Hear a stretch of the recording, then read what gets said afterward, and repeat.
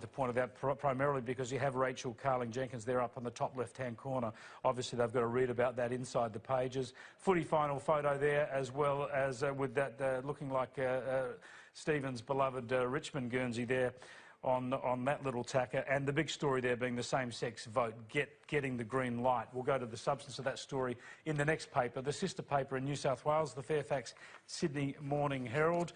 The story's been put together by Michael Koziol and Farah Thomason from Fairfax, and they tell us that Australians will have a verdict on same-sex marriage by mid-November after the High Court threw out an illegal challenge to the Turnbull government's postal survey and ruled it can proceed. And the major win for the government, the full bench of the court found that the $122 million voluntary mail-in ballot approved by Parliament, approved not by Parliament, but by executive power, was legal. Now, just later in the story, I think this is an interesting point. Opposition leader Bill Shorten called on Mr. Turnbull to use his platform to campaign actively, telling him when you have a position of leadership in this country, you should lead, not hide.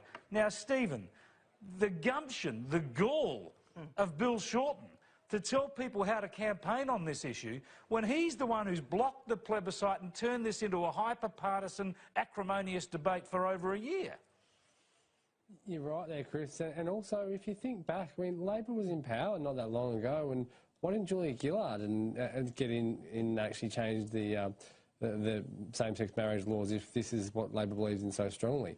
I mean, they've hijacked the whole debate. They've really tried to make it as difficult as possible. And, I mean, we've even seen the High Court challenge to the plebiscite. Now, not everyone will like the plebiscite, and there may be some concerns about what people may or may not say during the campaign, but if the polls are so strongly towards same-sex marriage as a yes vote, then surely it'll just come out the way that Labor and these groups are thinking, and then we just move on.